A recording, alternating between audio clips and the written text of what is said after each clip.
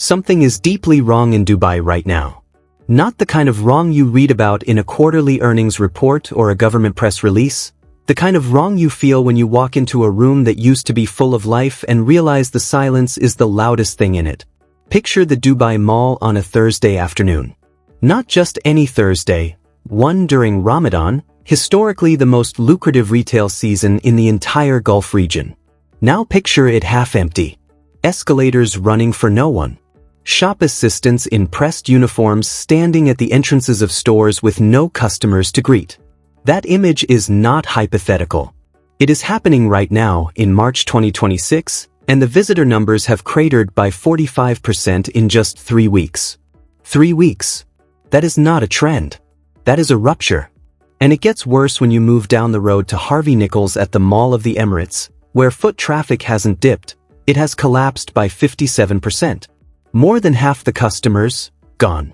If you had told anyone this 2 years ago, they would have laughed at you. Dubai was untouchable. Dubai was the future. Dubai was where the world came to spend money it didn't know it had. So what happened? That is exactly what we are going to get into today, because this story is bigger than tourism numbers and retail sales.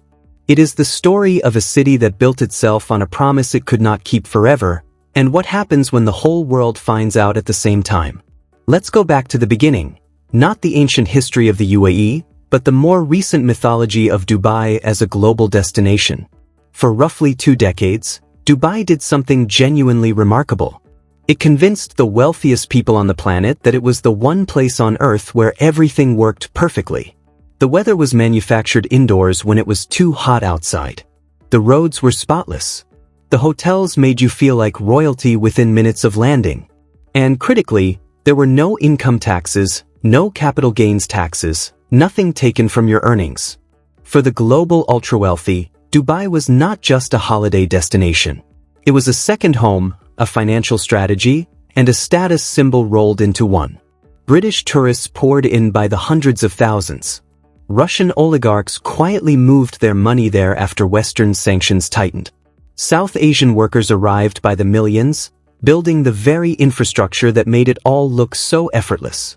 The city was running a magnificent performance, and the entire world had front-row seats. But every performance depends on a stage that holds. And in the early weeks of 2026, the stage began to crack in ways that could no longer be hidden behind architectural spectacle or marketing campaigns. The first thing you need to understand is what actually triggered the exodus, because it wasn't just one thing. It was a sequence of events that hit in rapid succession, each one eroding a different layer of the confidence that Dubai had spent years carefully constructing. In late February 2026, direct conflict erupted in the region. The specific details are still being pieced together by analysts, but the consequences were immediate and visceral. Air defense systems were activated. The sound of sirens cut through Dubai's night sky, the same sky that used to be famous only for fireworks on New Year's Eve. Anti-aircraft fire was intercepted over the coastline. And for the kind of tourist who books a month in advance at a beach club on Jumeirah, that single image, streaks of fire across the night, was enough. They didn't cancel their next trip. They canceled everything. 240,000 British tourists vanished from Dubai in the opening weeks of 2026. To give you a sense of the scale, that is roughly the entire population of Southampton, England, just gone from the tourism map overnight. And it wasn't just the British. European visitors stopped coming. Russian elites who had been quietly building their Dubai portfolios since 2022 began making discreet exits. The beach clubs that used to require reservations a month in advance suddenly had open chairs, rows and rows of them baking in the sun with no one in them. What made it devastating rather than just difficult was the timing. This was Ramadan. Retailers, hoteliers, and restaurateurs across Dubai count on the Ramadan season the way American retailers count on Christmas. It is when the numbers go up, not down. Luxury goods revenue during that period is estimated to have dropped 60% compared to the same time last year. 60%. In the peak season. Sales staff who once managed crowds of high-spending customers from around the globe now stand in near-empty stores, staring at shelves that are beginning to show gaps, not because goods sold, but because supply chains have started fraying under the pressure of geopolitical disruptions nobody planned for. And then the airlines moved. When Lufthansa and British Airways simultaneously suspended their Dubai routes, it wasn't just an inconvenience, it was a signal. Airlines don't pull routes lightly. When major carriers do it at the same time, it tells you something about how serious their risk assessments are. In less than 3 weeks in March, over 37,000 flights were cancelled in and out of Dubai. The airport that once processed more international passengers than any other on Earth was operating in a kind of stunned paralysis. And here is where it gets truly unsettling. Dubai International Airport has one of the most famous open-air parking areas in the world, not for the usual reasons, but because of what gets left there. Ferraris, Rolls-Royces, Bentleys, abandoned. Keys still in the ignition. More than 2,000 luxury cars sitting under the desert sun, slowly disappearing under a film of dust so thick you could write your name in it. This is not a new phenomenon in Dubai, but what was seen in March 2026 represents a scale that nobody had witnessed before. The reason it happens is simple and brutal. In Dubai, bankruptcy is a criminal offense. You cannot file for protection and work out your debts. If you owe money and you can't pay, you go to prison. So when things fall apart, really fall apart, wealthy expats and investors make a calculation. They leave the car.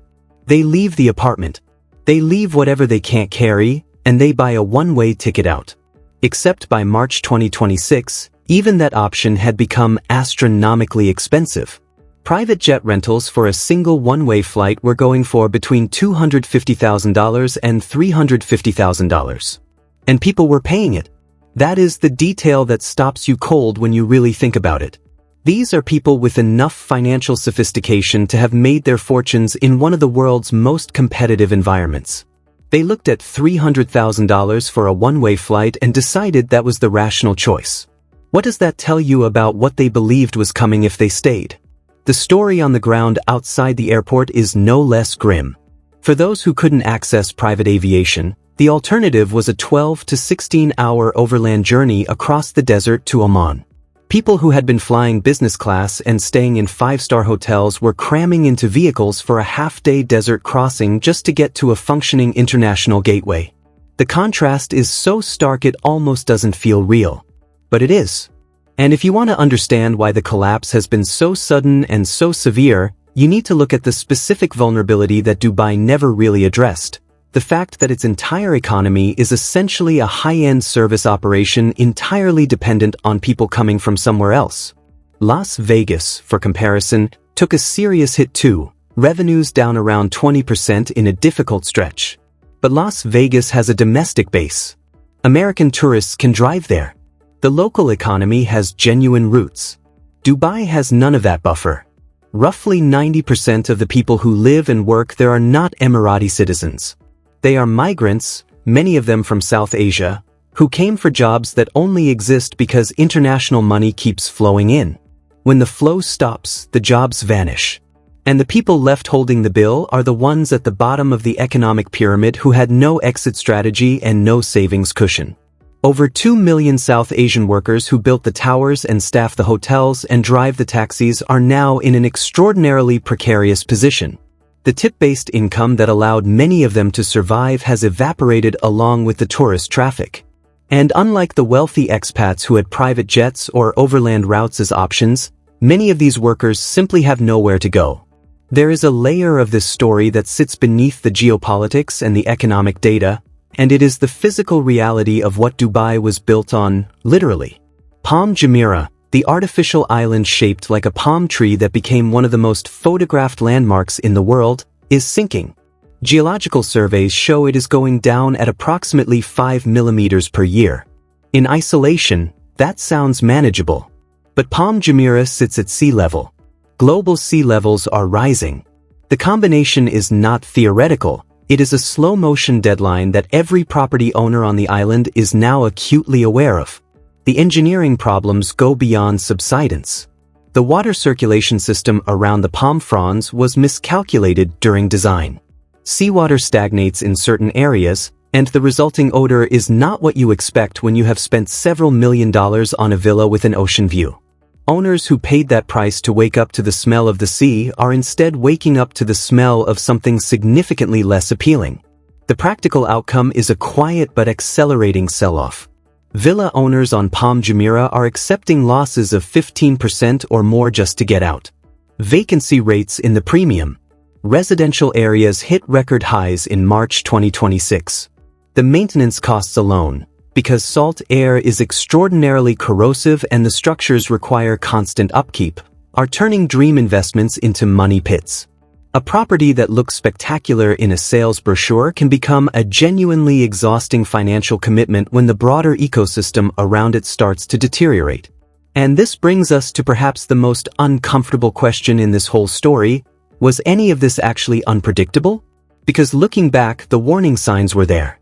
The business model of building a global city entirely dependent on external confidence, external spending, and external labor, while providing almost no formal social safety net and criminalizing financial failure, is a model that works magnificently in perfect conditions and catastrophically in imperfect ones. And the world, in 2026, is not operating in perfect conditions. What is fascinating and instructive about Dubai's current crisis is what it reveals about comparative resilience. While Dubai's luxury revenue is down 60%, the broader European luxury market index has only declined around 9%. The divergence is not just about regional conflict. It is about the difference between economies with deep roots and economies built entirely on perception and momentum. Riyadh, watching events unfold across the Gulf, has been quietly positioning itself as the stable alternative for regional investment and elite relocation. Singapore has intensified its outreach to the tech community that once called Dubai home. Austin has seen an uptick in interest from globally mobile entrepreneurs who are rethinking their geography. The capital and the talent that once flowed so reliably into Dubai are beginning to find other channels. The market capitalization of Emaar, one of the most prominent real estate developers in Dubai and in many ways a proxy for confidence in the city itself, has dropped by 26%. Institutional investors, the ones who move slowly and carefully and do enormous amounts of due diligence, are pulling back. When that tier of investor loses confidence in a market, it is not a blip. It is a verdict. Now here is the part of the story where I want to be careful, because there are two very different things happening simultaneously and it is worth separating them clearly. One is the immediate crisis, the geopolitical shock, the flight cancellations, the retail collapse, the exodus of the wealthy. That could theoretically stabilize if the security situation improves and confidence returns gradually. Cities have come back from worse. But the other thing happening is a structural reckoning that is much slower and much harder to reverse. When a city's fundamental value proposition, safety, stability, a reliably welcoming environment for global capital, gets seriously damaged, rebuilding it is not a marketing exercise. It requires years of demonstrated stability, policy reform, and the hard work of regaining trust from investors and tourists who now have other options they feel good about. Dubai spent 20 years building its reputation. The events of early 2026 have not erased that, but they have put a very large asterisk next to it. And in a world where capital moves faster than ever and high-net-worth individuals have more choices than ever about where to live and invest, asterisks matter enormously. The workers in the labor camps who built all of this, the towers, the artificial islands, the airports, they don't have the luxury of an asterisk. They are in a city that is stalling out, in jobs that may not exist in 6 months, without the financial reserves or the passport privileges to simply relocate. That is the human weight underneath all the economic abstraction, and it is the part of this story that deserves to be said plainly. The glittering surface of Dubai was always, at least partly, built on the labor of people who were kept deliberately invisible. The crisis has made them impossible to ignore. So where does this leave Dubai in the longer arc of the story? The skyline is still there. The infrastructure is extraordinary. The geographic position, sitting at the crossroads of Europe, Asia, and Africa, is genuinely strategic and does not change because of a bad quarter or even a bad year. But a city is not its skyline or its geography. It is its social contract, its governance.